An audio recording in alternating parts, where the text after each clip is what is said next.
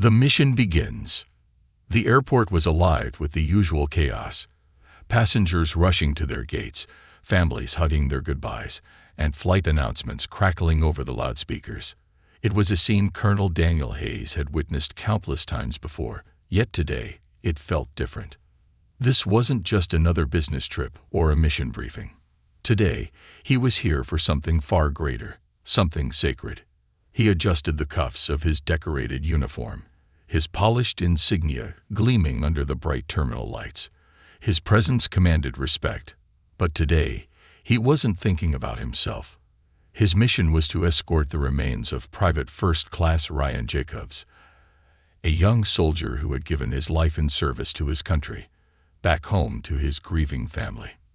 On the tarmac, waiting to be loaded onto the plane, was a casket draped in the American flag. It was a symbol of sacrifice, a reminder of the cost of freedom. Hayes had carried out many duties throughout his career, but none felt as heavy as this one. With his orders in hand, he stepped forward to the airline check-in counter. The woman behind the desk, young and distracted, barely glanced up before asking for his ID and documents. He handed them over without a word. She scanned them, her expression unreadable, until she hesitated. Her brows furrowed slightly as she double-checked something on her screen. Then, a flicker of something crossed her face. Not confusion, not professionalism, hesitation. Hayes had seen that look before. It was the look of someone trying to decide if they should say what they were about to say. "One moment, sir," she said, standing up from her seat. "I need to verify something." She walked over to another employee, whispered something, and then both of them turned to glance at Hayes. The second employee, an older man in a supervisor's uniform, sighed and walked toward the counter. Hayes straightened, his years of military discipline keeping his expression unreadable. He didn't know what was about to happen, but he knew enough to recognize when something wasn't right. The supervisor cleared his throat before speaking. "Colonel, I apologize, but there seems to be an issue with your ticket. We won't be able to allow you to board at this time." Silence. Hayes remained perfectly still, processing the words. Issue with his ticket. He had flown on official military orders more times than he could count. There was no issue. The paperwork was in order. The mission was clear. "I'm escorting a fallen soldier home," he said evenly. "Everything should be cleared. What's the problem?" The supervisor hesitated. He glanced at the agent, then back at Hayes. "It's a security protocol, sir." That was the moment Hayes knew. This wasn't about a ticket. It wasn't about paperwork. It was something else. He had faced obstacles before. Bureaucratic red tape, logistical errors, last-minute changes. But this was different. Security protocol. He repeated, keeping his voice calm but firm. "Can you explain what that means?" The man shifted on his feet, clearly uncomfortable. "I'm afraid we can't override it, sir. It's just policy." Policy. Hayes had spent years following military protocols, understanding real security concerns. This wasn't about security. This was an excuse. Behind him, the line of passengers was starting to grow. People were watching, murmuring among themselves. A few exchanged confused glances.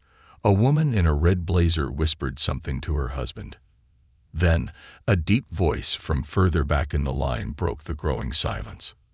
"Sir, do you have an issue with his military clearance?" Hayes turned his head slightly. The man who had spoken was in his 60s, wearing a faded USMC hat, a Marine, a veteran. His arms were crossed, his eyes sharp, waiting for an answer. The supervisor straightened. "No, sir, this isn't about clearance." "Then what is it?" the Marine pressed. The murmurs in the terminal grew louder. A young woman near the back of the line pulled out her phone, her fingers moving quickly. Another man shifted uncomfortably, glancing at the airline employees as if trying to figure out what was happening. The tension in the air was thick now. Hayes took a slow breath, keeping himself composed. He wasn't leaving without an answer. "I have flown on official orders many times before," he said, his voice steady. "I know the procedure. and I know there is no policy preventing me from boarding this flight. So, let's be honest. Why am I really being denied?" The supervisor didn't answer right away. His jaw tensed. The agent behind the counter suddenly looked very interested in her keyboard, avoiding all eye contact. Then, another voice, this one younger, uncertain, spoke up. "Excuse me, sir." A young woman in her 20s had stepped forward, phone in hand. Her expression was a mix of hesitation and determination. "I don't mean to intrude, but I just want to make sure I understand. They're not letting you board." Her voice wasn't loud, but the way she said it, careful, deliberate, made people stop and listen. Hayes exhaled, glancing at the counter before answering. "That's correct." A brief silence. Then she turned her phone screen toward him. "I'm live right now," she said. "People need to see this." And just like that, the floodgates opened. Another passenger pulled out his phone. "This is wrong," he said, shaking his head. "This man is literally escorting a fallen soldier." A woman further back raised her voice. "Excuse me," she called toward the counter, waving her hand. "Can someone explain why he's being denied?" More people turned, watching, recording. The energy in the terminal shifted.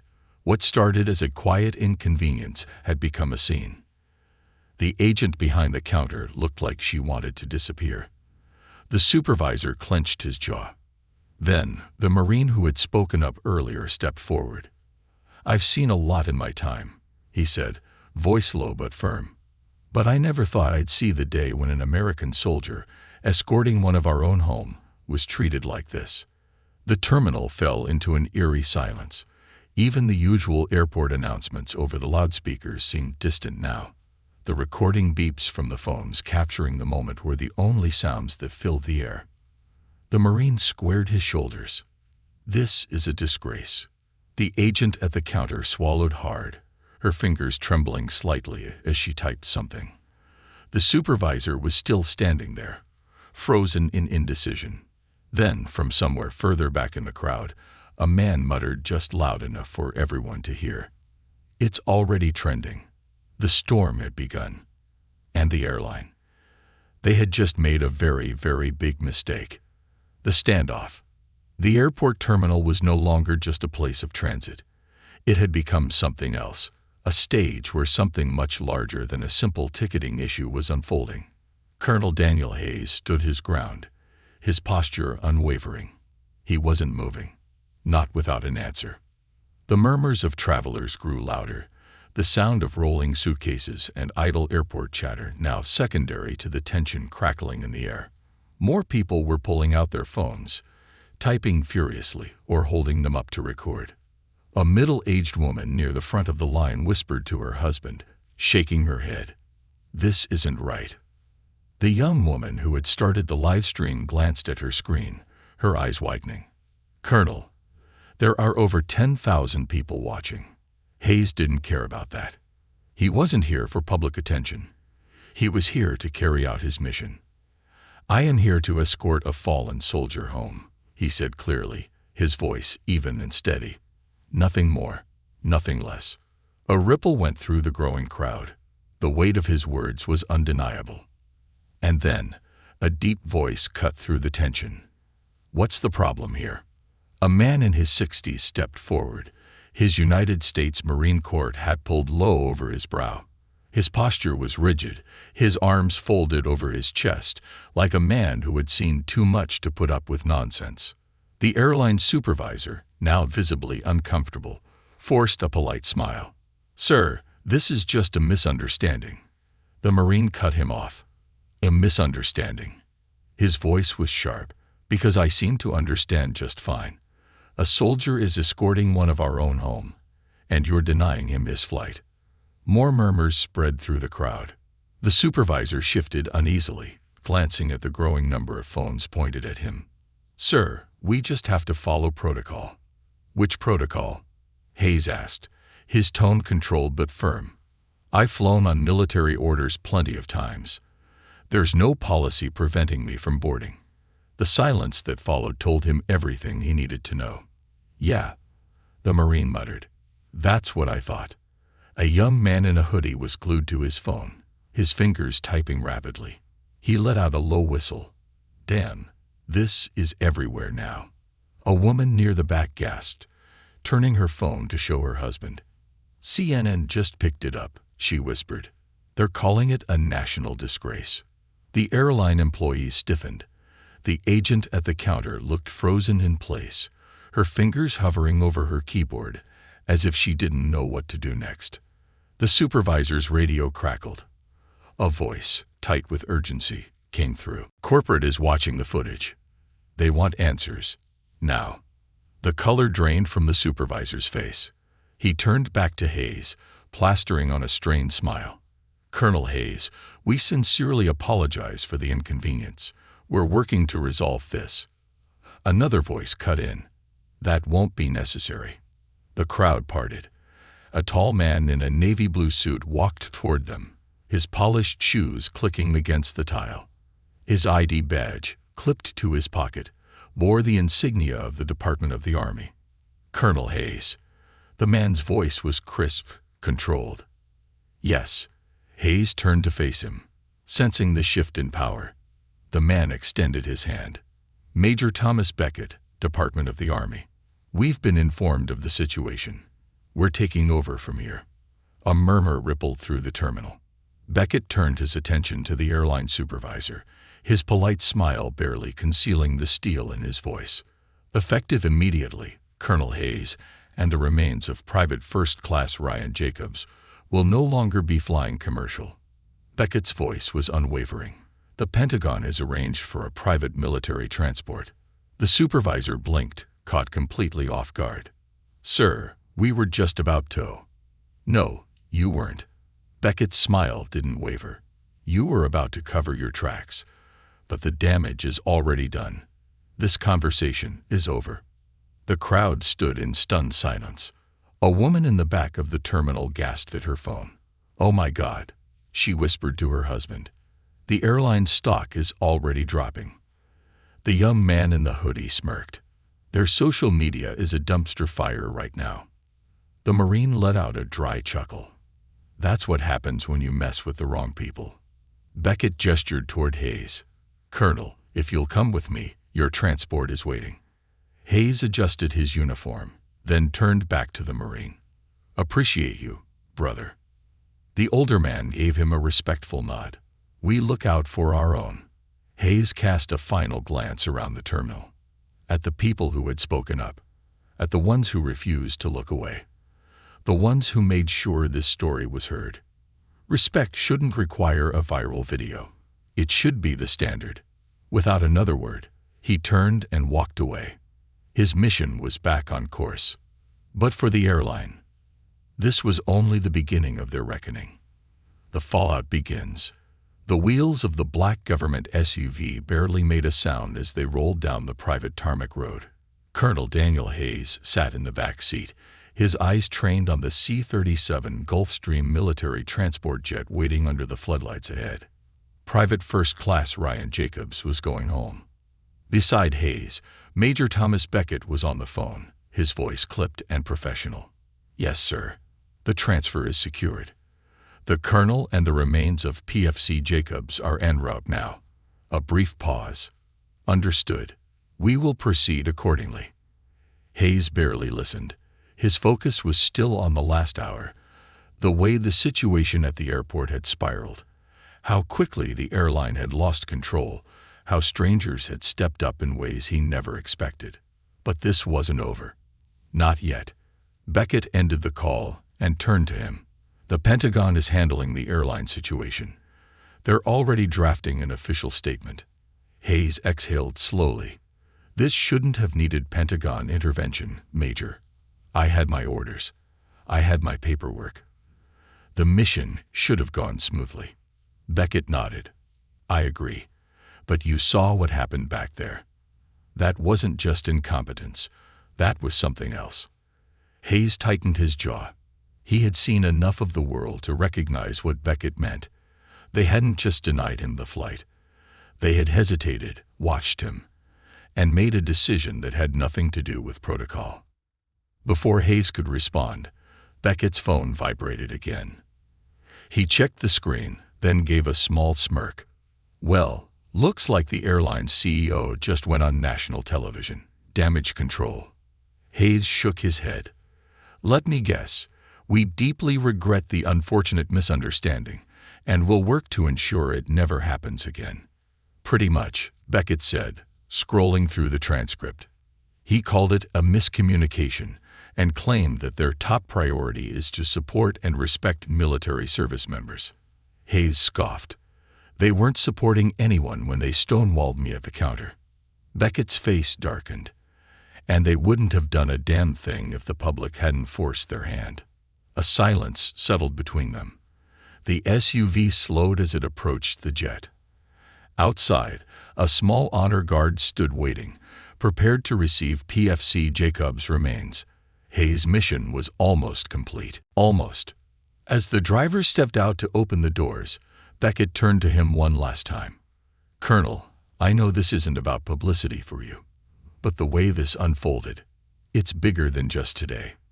Hayes nodded, already knowing what was coming. Beckett continued. Veteran organizations are already demanding answers. This isn't just an airport issue. It's a systemic issue.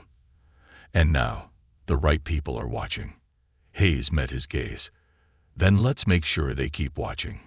They stepped out of the SUV together, walking toward the jet as the honor guard came to attention. The story explodes. By the time Colonel Hayes was in the air, the nation was on fire. The video of the confrontation at the airport had gone viral, racking up millions of views in just a few hours. It was everywhere. Twitter, Facebook, TikTok, YouTube. News stations picked it up with headlines like, Airline denies U.S. Army colonel escorting fallen soldier. Public outrage ensues.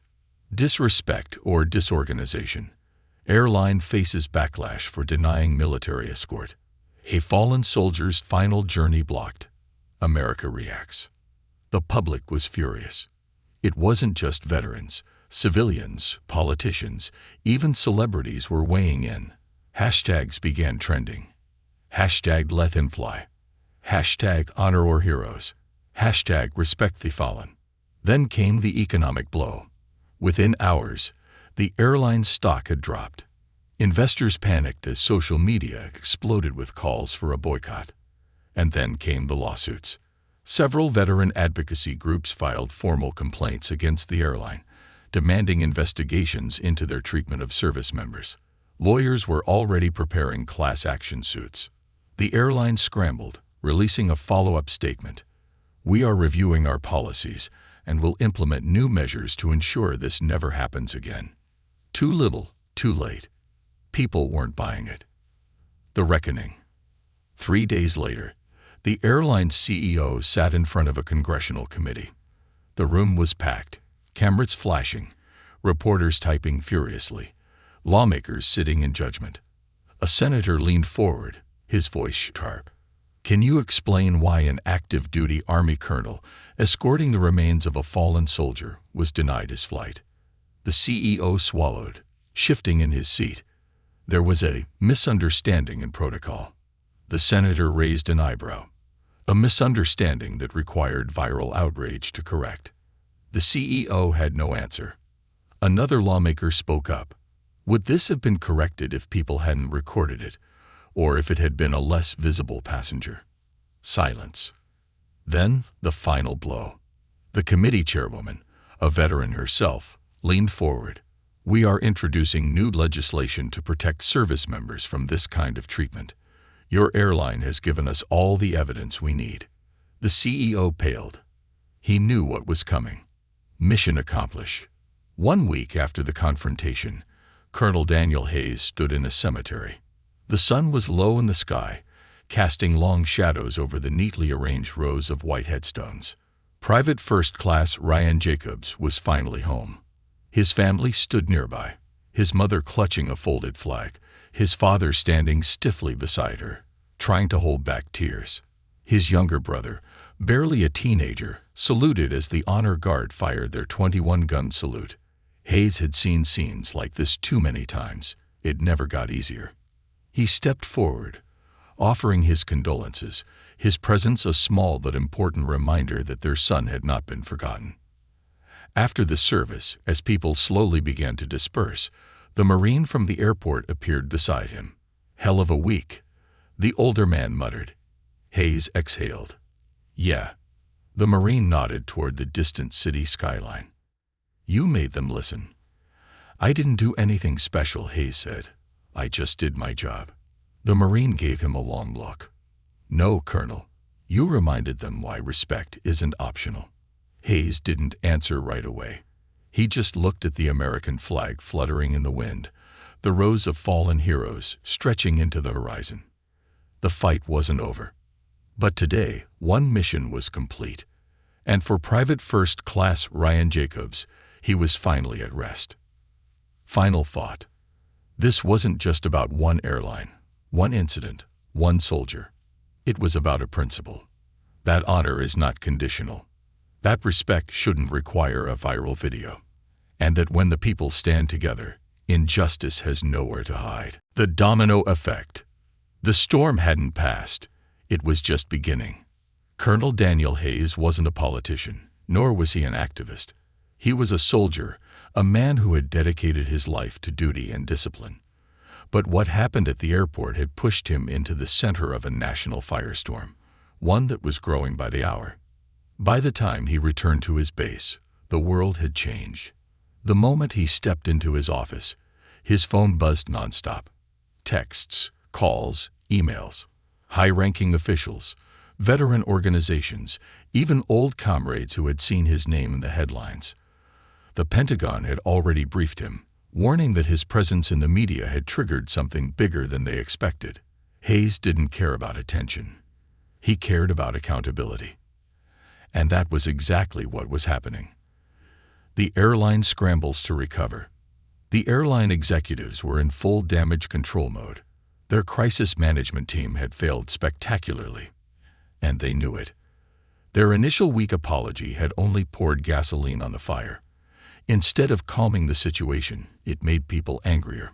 By day 3, the CEO personally issued a public apology, standing stiffly in front of cameras as he read from a carefully worded script. "We deeply regret the incident that occurred and the distress it caused to Colonel Hayes and the family of Private First Class Ryan Jacobs. We are committed to reviewing our policies and ensuring our staff is retrained to better serve those who protect our country." But no one was buying it. The damage had already been done. Airline stock had plummeted by 14% in 48 hours. 2 major veteran organizations announced boycotts. Several lawmakers demanded an official investigation. And the final nail in the coffin. A class action lawsuit was officially filed by military service members, alleging systemic discrimination against uniformed personnel. The airline had miscalculated badly. They thought this would fade away with time. Instead, it was only getting worse. The Pentagon's response. The U.S. military rarely engaged in corporate affairs, but this time, they had no choice. The Secretary of Defense issued an official statement. "The treatment of Colonel Hayes was unacceptable. We have been in contact with the Department of Transportation and the necessary legislative committees to ensure this never happens again. We stand by our service members and expect better from all institutions that serve the American people." It wasn't just a public slap on the wrist. It was a warning. The Pentagon wasn't playing. And that's when Congress got involved. The congressional hearing. The airline's CEO found himself sitting in front of the Senate Committee on Transportation, alongside several executives and legal representatives. Cameras were rolling. The hearing was live on every major news network. Millions were watching. A stern-faced senator, herself a former Army officer, leaned forward. "Your airline has received millions in federal funding over the years. You've marketed yourselves as a proud supporter of military personnel. Yet, when faced with a simple duty, the escorting of a fallen soldier, you deny that service. Explain why." The CEO's lips pressed together. "Senator, as we've stated, this was an unfortunate miscommunication." "Stop." The senator's voice cut through the air. "No corporate double talk. No rehearsed lines. Answer the question. Would Colonel Hayes have been allowed to board had this not gone viral? Silence. The CEO shifted, clearly trapped. We can't speculate. You don't need to speculate. We know the answer. The senator turned to the audience, looking directly into the cameras. And that's why we're drafting new legislation to ensure this never happens again. The room erupted in applause. The airline was officially out of control of the narrative. The White House steps in. It wasn't just Congress taking action. The president himself made a statement from the Rose Garden. We must do better by those who serve. Effective immediately, we will be working with lawmakers to create legal protections for military personnel traveling on official duty. No soldier, sailor, airman, or Marine should ever face the situation Colonel Hayes did. That was the final blow. The airline's fate was sealed. Within hours, they announced a complete overhaul of their military travel policies, immediate staff retraining, and a $10 million donation to veteran support groups in an attempt to save face. But it was too late. Public trust had been shattered. People weren't just boycotting. They were canceling flights. Their competitors, smelling blood in the water, launched aggressive marketing campaigns offering special discounts to military members and veterans. Within a month, the airline's quarterly losses topped $200 million. They had learned the hard way. Disrespecting those who serve has consequences. Colonel Hayes' next mission. Through all of it, Hayes had remained silent. He hadn't given press interviews. He hadn't gone on television. He hadn't turned himself into a public figure. Because for him, this wasn't about fame. It was about doing what was right. But when lawmakers approached him, asking if he would testify before Congress in support of the new legislation, he didn't hesitate. He flew back to Washington, this time under different circumstances. This wasn't about a mission to escort a fallen soldier. This was about protecting every service member who would follow. Standing before Congress, Hayes spoke plainly. This isn't about one airline. It's about how we treat those who serve. This isn't about a single mistake. It's about accountability. And if we need new laws to ensure that respect is given where it's due, then so be it. His testimony was broadcast nationwide. And when the Service Member Travel Protection Act passed unanimously 3 months later, ensuring that no uniformed personnel could ever be denied boarding while on official duty, Hayes knew. The mission had been bigger than he ever realized. The legacy of a moment. Months passed. Life moved on. But something had changed. The airline industry was different now. Other companies had followed suit, implementing mandatory military travel training for staff. Airports displayed priority boarding lanes for uniformed personnel. And most importantly, no soldier was ever denied a flight again. One moment, one voice, had sparked something unstoppable. As Hayes walked through a different airport one day, a man in his mid-30s, wearing a Navy veteran cap, stopped him. "Colonel Hayes?" the man asked. Hayes nodded. "Yes." The man smiled, shaking his hand. "Just wanted to say thank you." Hayes didn't need thanks. He had only done what was right. But he nodded, appreciating the gesture. As he turned to board his flight, the veteran added, "Because of you, none of us will ever go through that again." And for Hayes, that was all the victory he needed.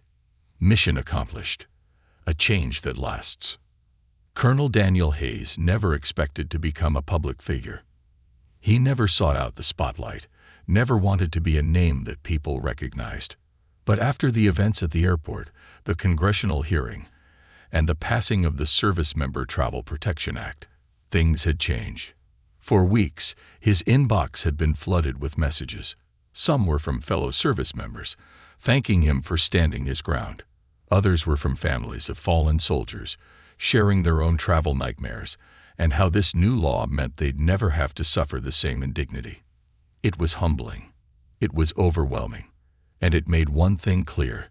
This wasn't just about him. It was about every man and woman who had ever worn the uniform. The airline's collapse. The airline that had denied him the flight had spent months trying to recover. but the damage had been irreparable.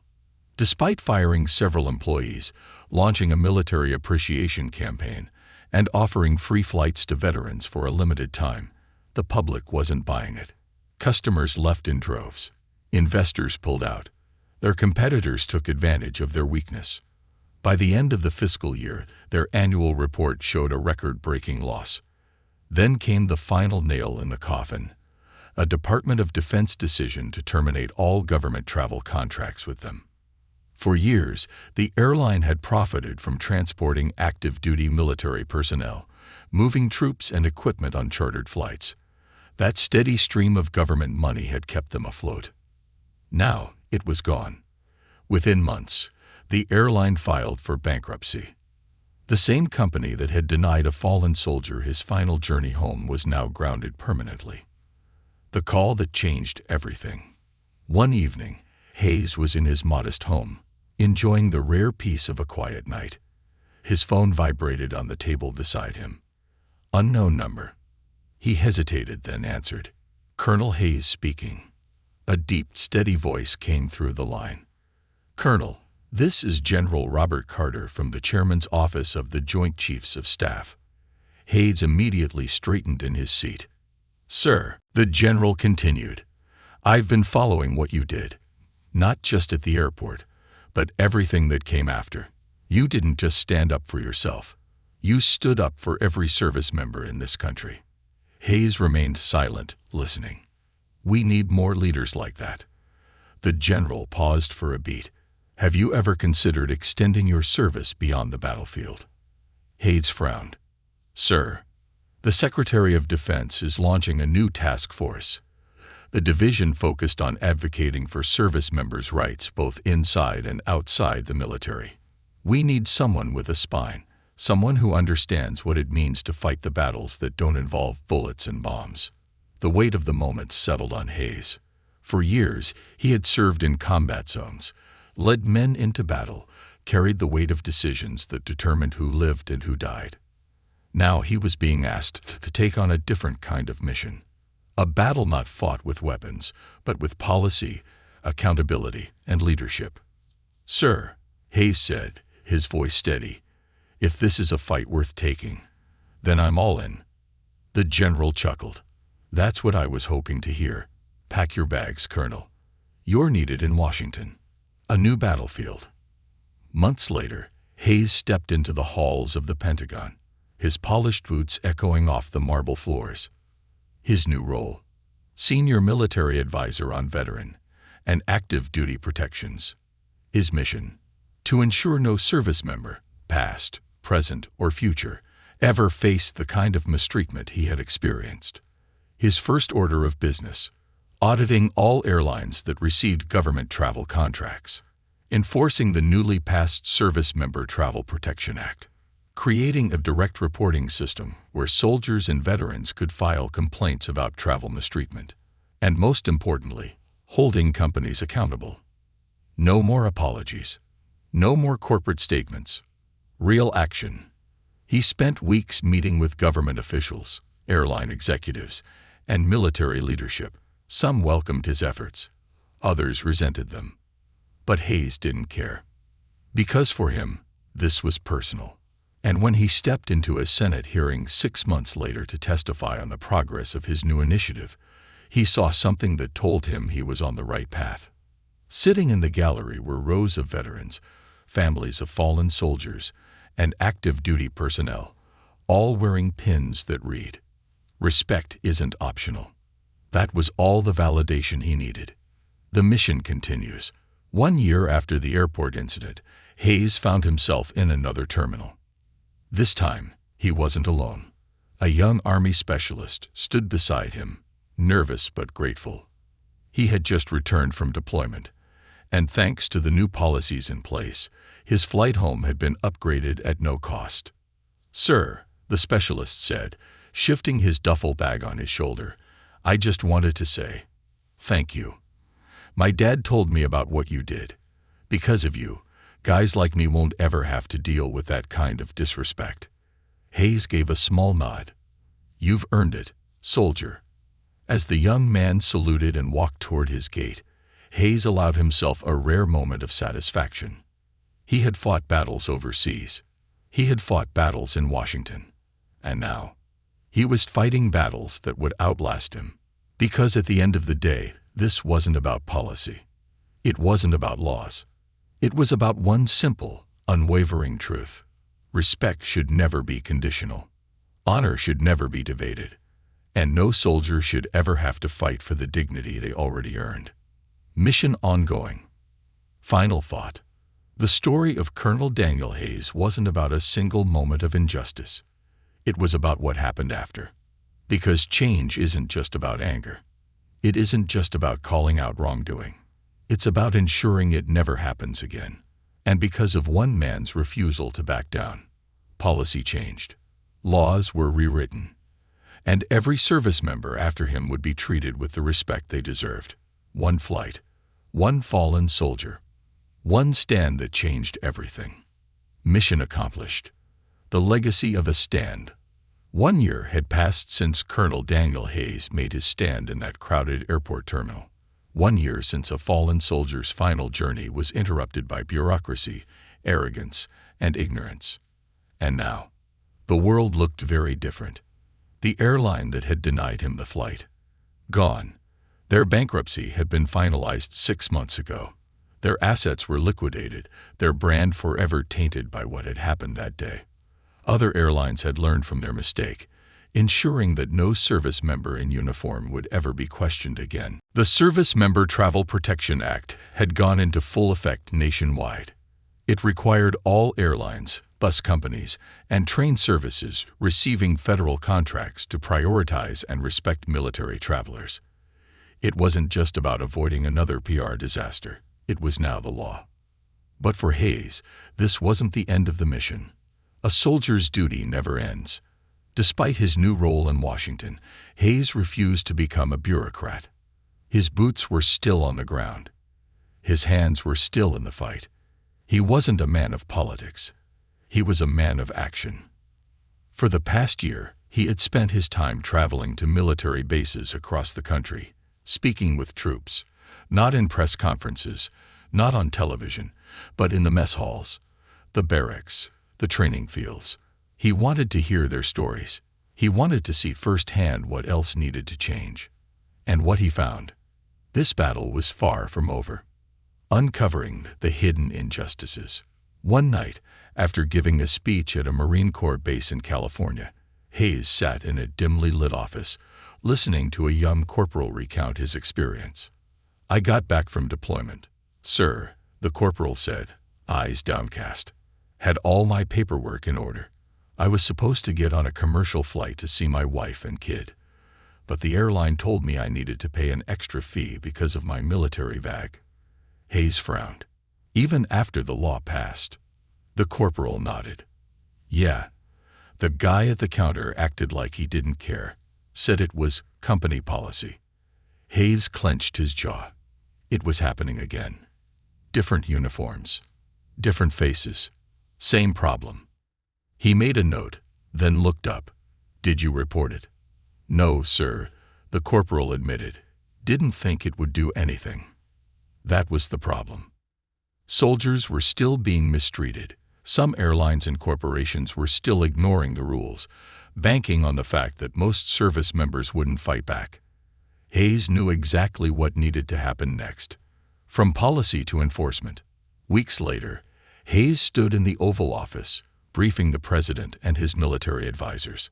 "The law isn't enough," Hayes said bluntly. "It's being ignored. Soldiers are still being charged fees, being given the runaround, and being treated like second-class citizens. We need real enforcement." The president nodded. "What do you propose, Colonel?"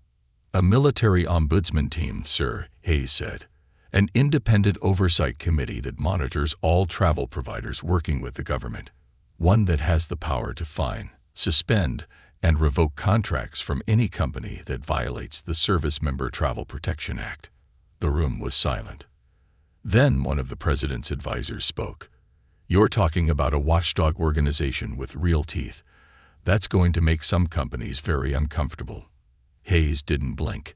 Then they should start treating our troops the way they deserve. Building the shield.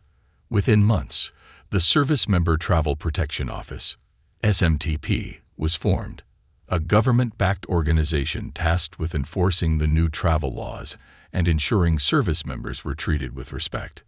A 24/7 hotline was created, allowing service members to report violations in real time. An inspection team was deployed to monitor how airlines and travel companies treated military personnel. Severe penalties were introduced, including million-dollar fines for repeat offenders. The impact. Within 3 months, violations dropped by 75%. Within 6 months, every major airline overhauled its military travel policies. Within a year, no uniformed soldier reported being denied a flight ever again. It was working. The fight was being won. The ultimate victory. One day, Hayes was walking through an airport again, this time as a civilian. His time in the military had ended. He had served 30 years, earned his stars, and now it was time for another chapter. As he walked past a check-in counter, he noticed something. A young Air Force lieutenant in uniform was at the counter, handing over her orders. The airline agent didn't hesitate. She smiled, checked her ticket, and said, "Thank you for your service, ma'am. Your seat has been upgraded. No charge." The lieutenant blinked, surprised. "Really?" The agent nodded. "Company policy. We take care of our troops." The lieutenant smiled. "Well, thank you." Hayes felt a rare sense of satisfaction. Because that's how it was supposed to be. No fights, no viral videos. Just respect. As he turned to leave, the agent at the counter suddenly did a double take, recognizing him. "Wait, you're..." He held up a hand, shaking his head. "Just another traveler, Mom." She smiled. "Well, thank you, Colonel Hayes."